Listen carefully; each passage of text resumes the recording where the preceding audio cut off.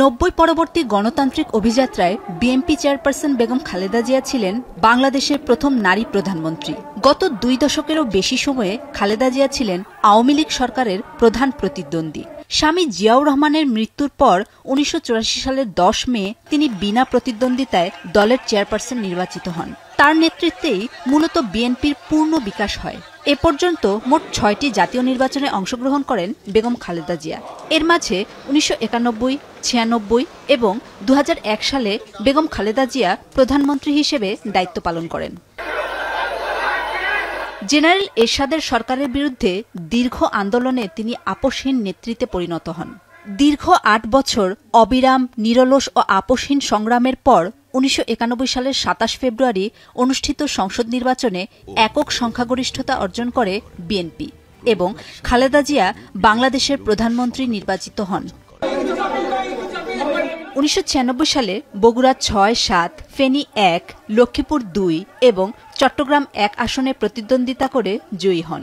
তবে 1996 সালে আওয়ামী লীগ সহ সব বিরোধী দল এই নির্বাচন বয়কট করে।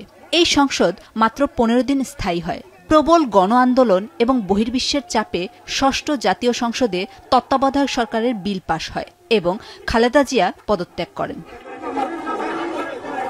অষ্টম জাতীয় সংসদ নির্বাচনের আগে বিএনপি বাংলাদেশ জামায়াতে ইসলামী, ইসলামী ঐক্যজোট ও জাতীয় পার্টির সাথে 4 দলীয় ঐক্যজোট গঠন করে।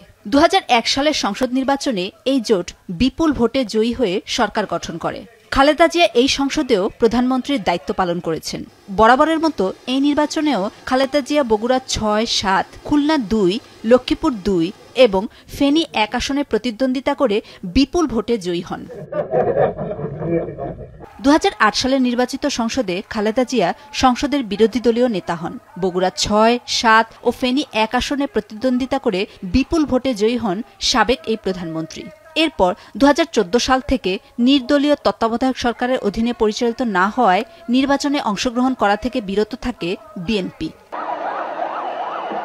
প্রায় 17 বছর পর আবারও একটি নির্দলীয় সরকারের অধীনে ভোটের মাঠে লড়বেন বাংলাদেশ জাতীয়তাবাদী দল বিএনপির চেয়ারপারসন বেগম খালেদা জিয়া।